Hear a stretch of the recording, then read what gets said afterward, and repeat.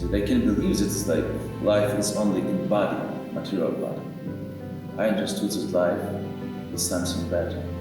That my dad and my mother, they can inspire just this funeral. They have something bigger. And I felt them, I'm feeling them still. And we have another opportunity that just we need to be a good person. And one day we will make reunion with them in heaven, in God's home.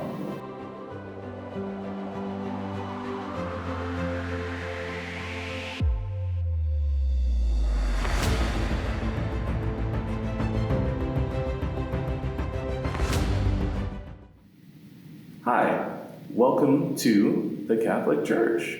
Today, for ToKnowThee.com, we are interviewing Father Yuri Sas. Welcome, Father Yuri. Thank you so much, Nate, for this opportunity to be with you today. It's nice to meet you. Thank you for your time today. You're welcome. Okay, so what we'd like to do is talk to you a little bit about your experience. You're a father. When someone goes into the ministry, they feel that they're called of God. Yeah. So I'd like to talk to you a little bit about your life, about your faith, and how you came to know God in your life. How did you feel that you were called as a father or a pastor, someone to teach and lead his people? So let's go ahead and start. So you're from the Ukraine. I'm from Ukraine and was born in Ukraine, and I moved to the United States only 5 years ago. When I was born in Ukraine, it was at those times it was Soviet Union, Yes. and it was communism, and people had an opportunity to go to church to recognize their faith. It was very hard time for my nations, Yes. and it was very difficult to go to church. But my grandma take me when I was like probably 9 years old. Take me with her to church every Sunday. At this point, I am calling her like my first spiritual counselor, because I was born in a village. It was very simple village, simple church, and I became altar boy. Every Sunday, I have sat with our old priest, giving him incense. How old were you when you became an altar boy? Probably 10 years old. Okay, 9 yes. 10, so pretty young. Yes. And I didn't understand a lot what is going on during the liturgy, because in Ukraine, we had, for example, during the winter time, we had a heater. During the summertime, we had an AC. Oh, man. Yeah, sometimes it was like, in church, we had like minus 30 degrees of Celsius. Wow. Yes, it was almost cold, but I don't know why I wanted to do it. Every Sunday during all seasons, I have been in church. And what happened in our church, our cantor, he was old man, and he went to retire. And our priest couldn't find the new cantor. Okay. And he decided to teach me and my brother. What is a cantor? A cantor is like a singer in church. Okay. Yes, you are taken in our church, in our tradition. We have completely different liturgies and Roman Catholic tradition. Okay. We are singing more, praise Okay. singing, and people answer and singing. But we have cantor is like the main in church. Oh, wow. For these people. Okay. And he couldn't find the new cantor, and he decided to teach me and my brother to be a cantor in church. Wow. But it was a lot of responsibility. I was a student at school, and I became a cantor at church. You had to learn all of that. Absolutely. And when, for example, when we had a funeral, priest and cantor have to be present. Oh, yeah. And I was a small boy, and it was very hard to understand that people died. And in Ukraine, we still had a lot of funerals home. All funerals were at home. In our tradition, the body, like corpse or body, that body should stay at home 3 days, and at third day, we are going to bury it. Okay. And The third day you'd bury it. Yes. Okay. And I had a lot of stress. I like weddings, I like baptism, I was afraid. And in our tradition, for example, during the last night when Buddy was at home, we are reading all psalms. Okay. For people, when people come in to give their respect for a man or woman who passed away, they stand at home and cantor is reading all psalms. Oh, wow. Yes, it took sometimes like 5 hours for small boy. Oh, wow. How old were you when you became the cantor? I was 12 years old. 12, yes. But it was very good experience for my future. At this point, I all time stayed in church. I had good grades at school, but I was not good man. I was very bad. I tried to make trick from everyone, with teachers, with everyone. And a very important moment what happened with myself, it was like I was at probably 13 years old. Okay. It was history class. Yeah. And we had wonderful old teacher. Okay. And I always tried to have fun with him, like joke for him. Everybody was laughing. I was feeling like I'm a very cool man. You were making fun of him. Yes, and he didn't cry at me, or she just said, "Yuri, stay here," and I came, stopped, and he said, "Every Sunday you're looking like holy man in church, but look at yourself. Who are you, like in truth?" Oh man, I felt very ashamed. I went to my place and I decided to change my life, to change my attitude to people, and I became very respectful. But those lessons, I remember like I'm now 38 old, but I still remember that lesson, how smart he was. Yeah. And sure, I started to thinking about about my future. What profession I would like to have. And my parents, very interesting moment. When I went to church with my grandma, my parents never have been in church. Wow. Yes, because it was Soviet Union. A lot of people, if you go to church, you could lose your job even. Oh wow. Yes, if somebody discovers you are at church, you could lose your job. Yeah.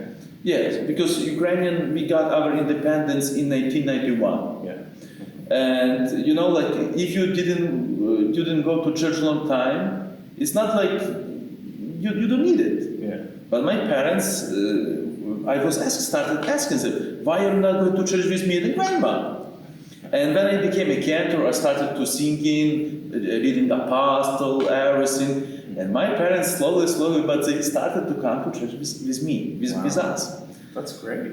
Yes, and they became very good Christian in short time. They loved everything. They started to be very faithful. And my mother started to think, Yuri, probably you should go to seminary after school. Wow.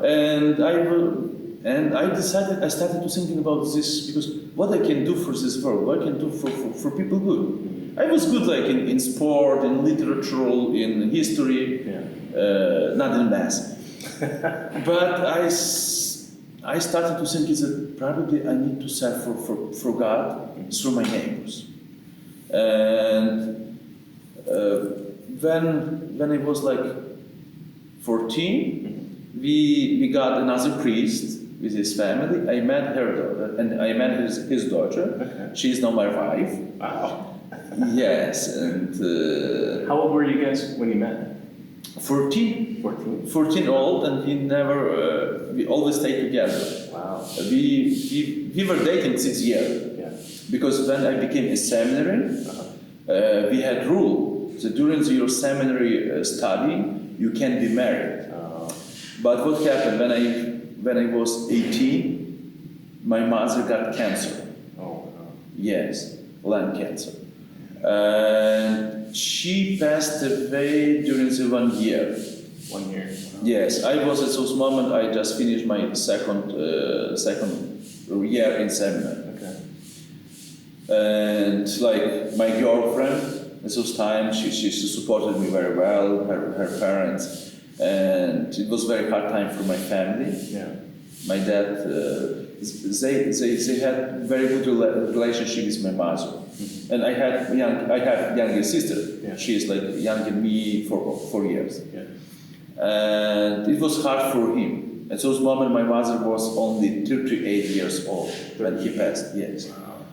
And in 1 year after her death, my dad got cancer in his brain. Wow. Yes, at those moments I was in third year in seminary, and I was afraid to be alone. Because like mother died, my father was going to die, Soon. and I didn't know what to do. I was 20 years old, Wow. and I decided to marry my wife. Okay. Because I don't, even now I don't recognize why I did it, because what pushed me, but she was like the closest person that they had at those time. And we went to our bishop, and he gave me this like permission to marry, because like he counted all circumstances that they had, Yeah. and he gave me this permission. I became married student. Wow. Because in our tradition, every seminarian, we have choice. You can be married priest, or you can be not married, like Roman Catholic Yeah. priest. And I always wanted to have family, like I had in my own experience. I saw how it's good, like when man support woman, wife support his husband support his wife. And I Joy of marriage. Yes, I always thinking like how many children I will have. Now I have 2 daughters. Oh, wow. And during this moment, and very interesting moment when my mother died, when I saw her first time after death, I was crying, and I made promise that I am going to be the best priest like you wanted to see me. Make her proud of you. Yes. And my mother died. My father died after 1 year. Oh, He was 44. 44. Yes, I married, So young. and it was very hard for us because we were both students. We had money. I tried to be cantor in some local church Yeah. and continue to study. But when my wife she was pregnant first time, I just said that I need to looking for another job, Yeah. and I was working in Nissan dealer. Okay. I was like manager. I was selling car. All right. At the same time, I was a student. After I moved to bank, I was working in bank. I was very successful. Yeah. And slowly, I started to forgotten about my main call Yeah. to be a priest. Because I started to earn good money, Yeah. and like God slowly, I started to go from Him. Yeah. You get more comfortable Yes, with the money. I was ordained when I was 23. I was ordained like a deacon. Okay. Yes, I was a deacon. I was serving in church, and when I told you that my wife's father, he's also a priest. Okay. Wow. And he said, Yuri, probably it's time to go to be, because I made all my exams to be a priest, but I tried to, I was not ready. Yeah. I could be priest like in 23, Okay. but I became a priest in 26. Wow. And what happened? My wife's father came. He was close with my mother. Okay. He said, do you remember your promise to your mother to be a good priest? But you are now so far from priesthood. Oh, okay. And I started. So were you still in seminary? Were you still studying in the seminary while you were working? Yes. It was everything together. It was big, like mix everything, Yeah. misunderstanding. I started to see another life behind seminary, because in seminary we were close inside. For example, I could visit my family only once a month. Oh, wow. Yes, and during the week, I had like 2 hours a day to go like in the city and buy something, because we live in seminary. Okay. We have like very strong schedule. We became 6 o'clock. Woke up every morning 6 Wake up at o'clock. 6. 7 o'clock we had liturgy. 8 o'clock we had breakfast. 9 o'clock we started our classes until 1:30. Very structured. Yes, after we had lunch, after 2 hours for 2 hours you can go to in the city. 6 o'clock we had 4 o'clock you should be in seminary again. Oh wow. 6 o'clock we had Vespers. Okay. 7 o'clock we have dinner, and 9 o'clock we have like night's prayer before go to sleep. Oh man. And for example, and after 10, you could be in your room without light, Yeah. or in chapel for prayer, Yeah. or in classroom for studying. That's it. That's it. Yes. Wow. That's your whole day. Yes, but Start to finish. it was very good. It like for me like priest probably. You became like it was like a little bit similar to monk life. Yeah. The same kind of schedule. Yes, and when my wife's father reminded me about my promise, I decided to be ordained like priest. Yeah. And they ordained me like priest, and I was serving with him on his parish. We had like 3,000 people. Yeah. Wow. Yes, but life, God prepared me another challenge in my life. He decided me to send to United States 5 years ago. I never was thinking about like this opportunity to move to United States, to another country. Okay. Because at school and seminary I studied German. Oh wow. Yes, 5 years ago I could say only my name is Yuri, that's it. But my wife, she has PhD in Ukraine. She was working in institute like as a German and English teacher. Oh wow. Yes, and thanks God, when our children became students at school, they had English classes from first grade. And when we have arrived, and I won green card. It was a big surprise. I didn't thinking about to move to United States. It was like just in case I applied some documents and I didn't believe that it would be working. Yeah. But one day I received Falcon. You can get green card and move to United States. Oh wow. And I couldn't believe it. I thought it's like joke, scam. Really, during 2 weeks. What is this? Who are you? Yes, but I said to my wife, let us try to do it. Because, you know, like even when I became a priest, I had always like 2-3 jobs beside priest. Yeah. For example, my salary like priest was $80 per month. Per month. Yes, and 1 liter a gas cost $1, like in the United States. Oh man. Like especially in California. Yes, like my wife, she had the same salary. At this point, I was working beside church, try to doing something because I hadn't any support. Yeah, that's not much money. It was not a problem for me. Like at this point, I always tell them that priests need to have another job. Yeah. But especially when you have small parish, like I have over here. Yeah. People can come to church only on Sunday because very big difference. Some people is driving to church at this place like 50 miles, 40 miles. You know, it's like impossible when you had like long day. Yeah. Go to church at night. Yeah. And That's really difficult. yes, and I decided to take this challenge to move to United States. Okay. 2 weeks ago, I became officially American citizen. Wow. Yes, now I'm American, Ukrainian American. Ukrainian. Yes. But you're American. Yes, now I'm American. Yes. Yeah.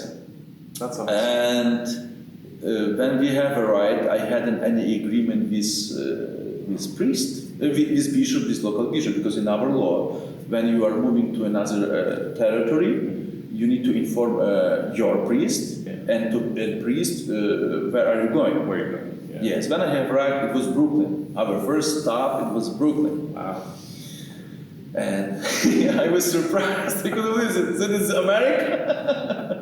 Like no grass, no trees, like big buildings, very noisy. Yeah, during really. the day and during the night, like doesn't stop. Yeah. And I met local bishop, Okay. and he said like we will try to find like some parish for you, but we will keep you in updates.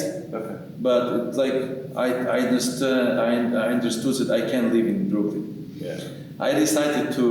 You went from a really small town. Yes, but for example, we have a right in the States. We need to make like social security number, to get a social security number, driver license. Yeah. I could drive, but in our Ukrainian driver license, but only 6 months. Oh, okay. But it was very good opportunity to get driver license in New York because I could do it in Russian. Okay. I speak also Russian. Oh, nice. And I decided to do it. During this time, I was working in New Jersey, loading cars after a crash Oh, wow. in containers. Uh-huh. It was very, very hard job. And we stayed in New York, in Brooklyn, like 2 months. Uh-huh. I got my driver license, we rented car, and we moved to Chicago. Wow. Because in Chicago we have also big Ukrainian population in New York, but in Chicago it's like more. Like now with official like 250,000 people. Wow. Official. That's a lot. Yes, and we have a right to Chicago. And in Chicago, I again went to diocese, local diocese, informed that I'm Father Yuri. I have a right. Over here is all my paperwork, my documents, like that I have a master's degree in theology. And she said, "Oh, wonderful! You would like to have money, or you would like to be a priest?" I said, "I would like to be a priest. We have a wonderful parish for you." I said, "Okay, where?" "North Dakota." North Dakota. At those moments, I don't understand what is this North Dakota. Yeah. But I decided to move. If God needs me in North Dakota, Then let's do it. Yes. We bought our first car, Honda Pilot 2007. It was big. We put all our things in this car and moved to North Dakota. Yes, in Chicago we stayed 1 month, almost 2 months we stayed in Chicago, and we moved to North Dakota. Wow. When we have right in North Dakota, I had over there like 2 parishes. They beautiful people, but I was surprised. They are American. They don't speak Ukrainian because they are children of first migrants who who arrived from Dakota in 19th century. Oh, wow. My deacon Leonard, at those time he was 82. He could speak Ukrainian, but he was born in the United States. And I asked my wife what I'm going to do this because Why am I here? I can't speak English any word. Oh, man. And my wife, don't worry, I will teach you. And we started to like every Sunday's gospel. I was writing everything. I was writing my homilies in Ukrainian. My wife put everything in English, and I was reading for people.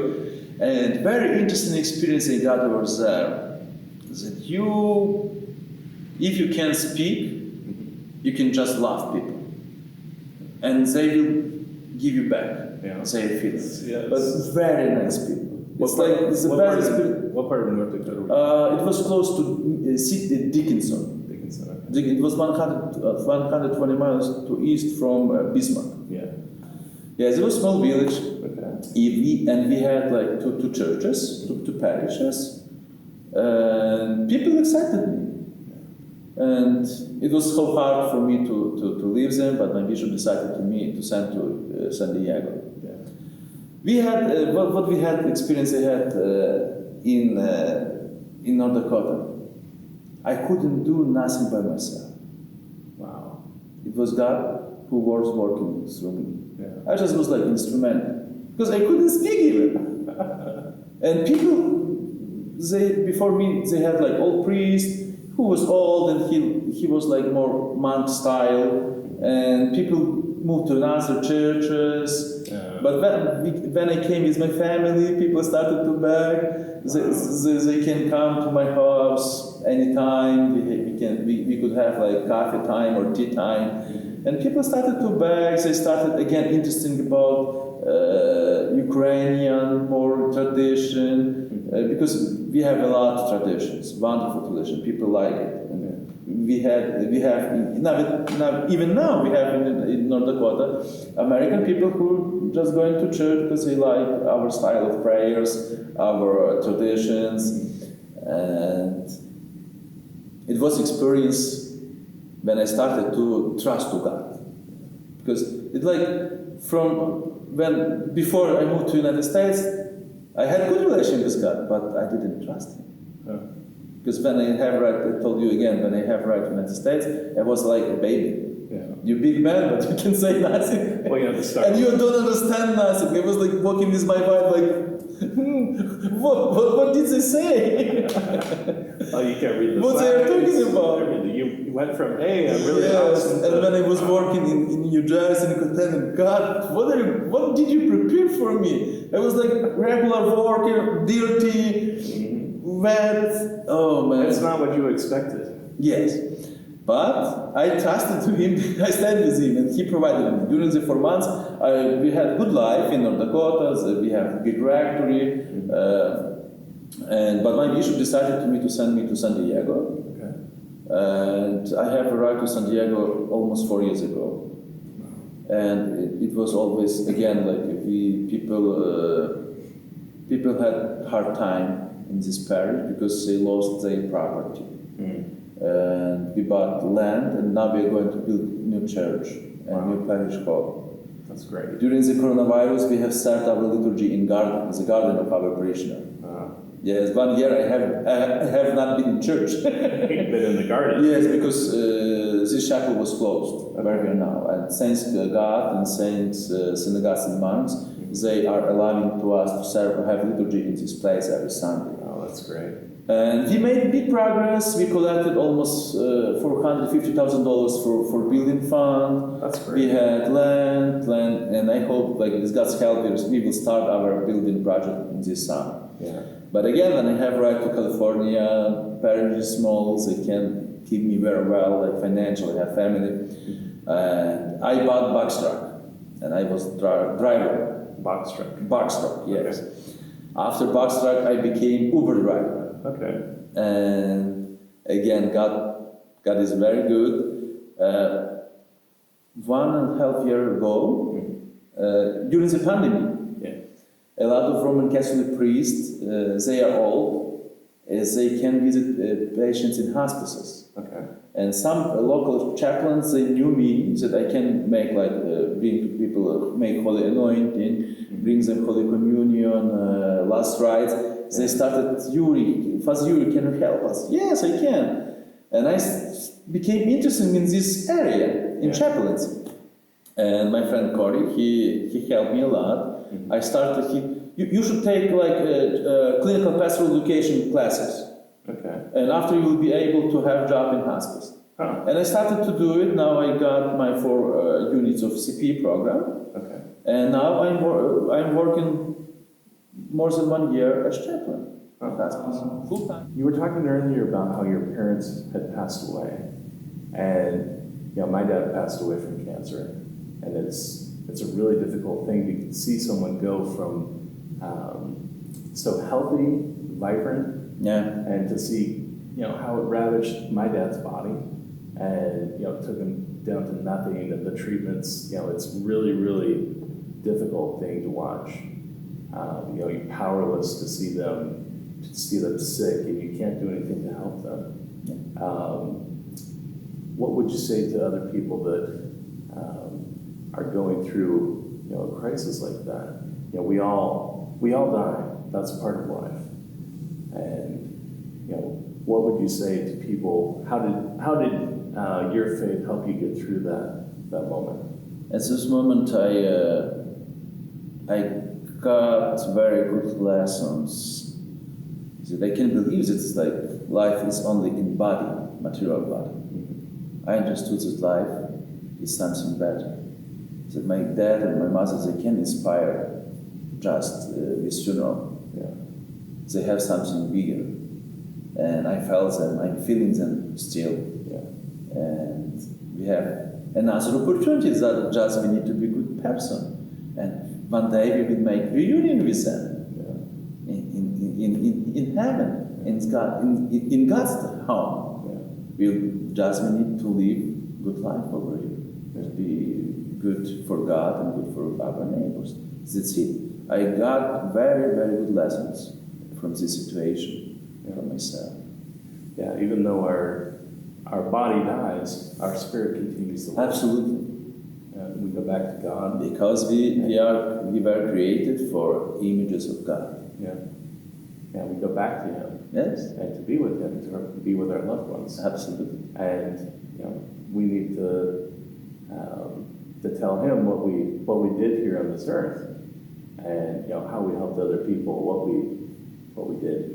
We all fall short. We need to repent. And hey, I'm sorry that I was mean to you. I'm sorry that I was mean to you, teacher. And that was a great teacher. He taught you a lesson. When you were young, so you could correct your course. I really appreciate that story. So as you've gone from place to place,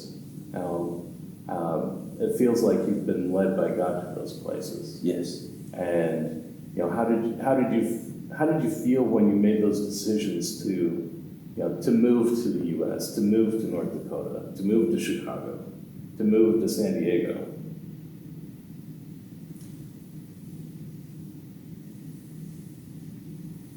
Inside it was very I had feelings that it is something interesting for me. Mm-hmm. It is new challenge. Let's go and do it. If God need you in this place, go. Yeah. Because every people, we are making good things and we are making bad things. Yeah.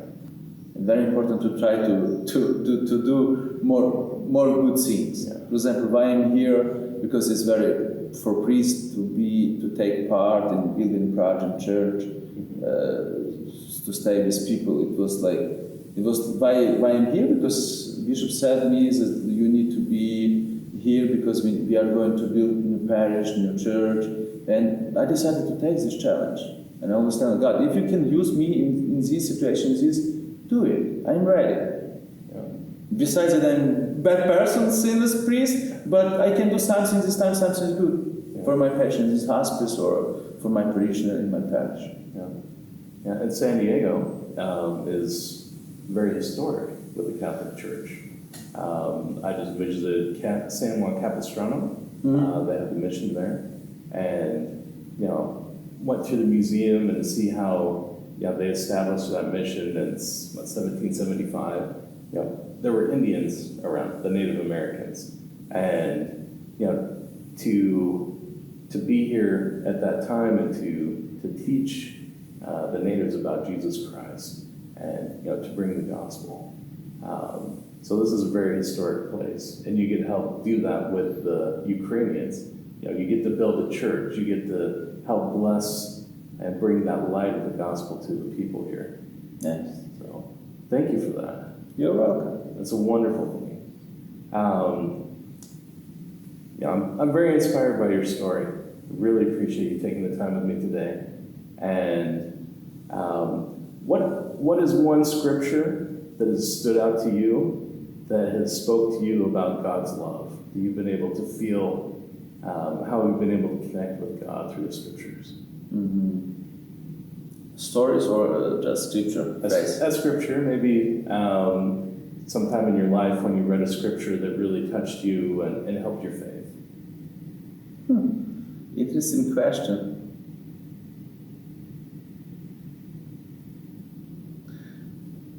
I can tell you exactly phrase, but I like stories, Bible stories about prodigal son. It showed to us a lot who is God, why is He made like this, why Jesus told this preach to people. He would like to explain that we are family, we have love the Father, even when we can be very bad sons or daughters, we always have opportunity to back. He is always waiting for us. Yeah. It doesn't matter what we did. He always is waiting for us. It's different between God's love and people love and human love. Yeah. We are very hard for forgiveness. He is very open for forgiveness. Yeah. Just we need to made to do this step, like prodigal son did. He decided to change. Like I did in 7th class in my history classes. Yeah, he turned back to his Father. Yes. And that's what God's asking us to do. Yes. To give up our sinful, our evil ways, and to look to Him and try to do the things that He's commanded. Try to live the life that He has for us. And it's not easy. You know, you've talked about serving God, but you had to have another job and, you know, all these different things while you're trying to do that. And, you know, it's interesting how God, you know, He asks us to do things, but it's never the way or the path that we want or that we expect. You know, one of my favorite stories is Joseph and the coat of many colors, when he was given these dreams, you know, that he would be a ruler over his brother, basically. You know, that he would be able to bless them, and that he was sold by his brothers into Egypt, became a slave, became a prisoner, and you know, through those things, God was able to work something miraculous. And you know, just as you've had the faith to follow Him, you know, we all, if we have the faith to follow Him, we follow the feelings of our heart that, you know, God puts there. Hey, maybe you should call this person. Maybe you should reach out. That we have the opportunity. Everyone, we have the opportunity to bless people's lives. So thank you for your life of faith. You're welcome. May God bless everyone, guys. Yes. Thank you for joining us today. Happy New Year. Is there a way that people can get a hold of you and help to donate to the building of your church? Oh, okay. It's like you can find us on Facebook, St. John the Baptizer Ukrainian Catholic Church, San Diego. St. John the Baptizer? St. John the Baptizer Ukrainian Catholic Church. St. John the Baptizer Ukrainian Catholic Church. Yes. So you can go there to their Facebook page and, you know, help build their church. And we thank you so Build much. our church. We are always be welcome for everyone. Yes, thank you so much. You're we welcome. appreciate your time today. Thank you, sir. All right.